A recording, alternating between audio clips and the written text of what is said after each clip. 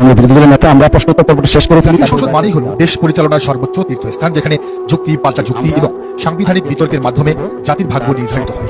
কিন্তু আজকের সংসদ অধিবেশনের চিত্রটি ছিল একেবারেই ভিন্ন এবং চরম নাটকীয়, যা দেশের রাজনৈতিক অঙ্গনে এক নতুন উত্তাপের জন্ম দিয়েছে। অধিবেশনের শুরুটা বেশ শান্ত এবং স্বাভাবিক মনে হলো, মাঝপথে এসে তা এমনভাবে উত্তপ্ত হয়ে উঠে যে পুরো দেশবাসী রীতিমতো অবাক হয়ে গেছে।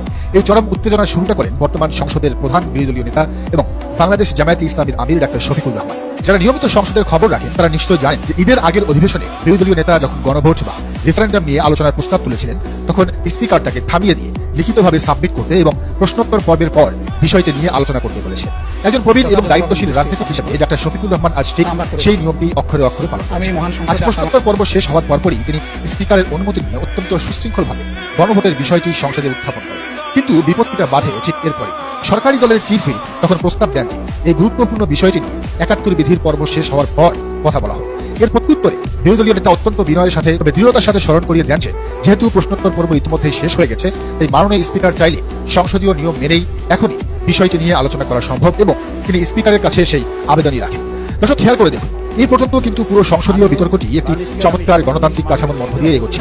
স্পিকার, চিফ হুইপ, বিরোধী দলীয় নেতা সবাই নিজ নিজ সাংবিধানিক পদের আওতার মধ্যে থেকে অত্যন্ত জনগুরুত্বপূর্ণ একটি বিষয়ে নিজেদের মতামত দিচ্ছিল। কিন্তু ঠিক এই সময়ই সংসদে হঠাৎ ঘটে যায় এক অনাকাঙ্ক্ষিত ঘটনা। হুট করে নিজের আসন থেকে দাঁড়িয়ে যান বিএনপির হেভিওয়েট নেতা স্বরাষ্ট্রমন্ত্রী সালাউদ্দিন আহমেদ। তিনি স্পিকারের কাছ থেকে ফ্লোর নিয়ে রীতিমতো রুলিং দেওয়ার মতো করে বলতে শুরু করেন, এখন নয় বরং রেওয়াজ অনুযায়ী ৭১ বিধি আগে শেষ হতে হবে এবং এরপর স্পিকার চাইলে ওই বিষয়ে আলোচনা হবে। আর ঠিক এখান থেকে সংসদে একটা বিশাল প্রশ্নবোধক চিহ্নের সৃষ্টি হয় এবং রাজনৈতিক বিশ্লেষকরাও নড়ে চড়ে বসে।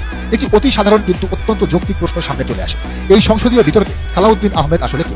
তিনি কি এই সংসদের নেতা, উপনেতা, সরকার দলীয় চিফ হুইপ? কিচ্ছু। সংসদ নেতা স্বয়ং তারেক রহমান। তিনি কি বর্তমান সরকারের আইনমন্ত্রী? না, তাও নয়। তাহলে স্পিকার, চিফ হুইপ এবং বিরোধী দলীয় নেতার মতো সাংবিধানিক পদধারীদের মাঝে দাঁড়িয়ে সবাইকে ডিরেকশন বা নির্দেশনা দেওয়ার এই এখতিয়ার তিনি কোথা থেকে পেলেন?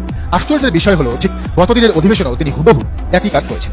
গণভোট নিয়ে সরকারি দলের ভেতরে কোনো রাজনৈতিক ভয় বা ধামাচাপা দেওয়ার চেষ্টা আছে কিনা সেই বিতর্ক না হয় বাড়ি দিয়া, কিন্তু সংসদীয় রীতিতে সালাউদ্দিন আহমেদের এই বারবার অনধিকার চর্চা নিয়ে খুব সংসদের ভেতরেই চরম ক্ষোভের সৃষ্টি হয়। আর এই ক্ষোভের আগুনে রীতিমতো ঘি ঢেলে দেন তরুণ প্রজন্মের দুই তুখোড় ছাত্র নেতা ও সংসদ সদস্য হাসনাত আব্দুল্লাহ এবং নাহিদ ইসলাম। সালাউদ্দিন আহমেদের এই বক্তব্যের পরপরই তারা দুজনে স্ট্যান্ডে দাঁড়িয়ে যান এবং অত্যন্ত কড়া ভাষায় অভিযোগ করেন যে বিএনপি আসলে সংবিধান এবং নিয়মের দোহাই দিয়ে সুকৌশলে গণভোটের দাবিটিকে ধামাচাপা দেওয়ার চেষ্টা করছে। তরুণ এই সংসদ সদস্যদের এমন সাহসী এবং সরাসরি আক্রমণে সংসদের উত্তাপ যখন চরমে, তখন পরিস্থিতি সামাল দিতে স্পিকার এক যুগান্তকারী সিদ্ধান্ত নেন। তিনি সব বিতর্ক পাশ কাটিয়ে ডক্টর শফিকুর রহমানের গণভোট নিয়ে আলোচনার দাবিটি আনুষ্ঠানিকভাবে মেনে নেন এবং আগামী ৩১ মার্চ এই আলোচনার জন্য দিন ধার্য করেন।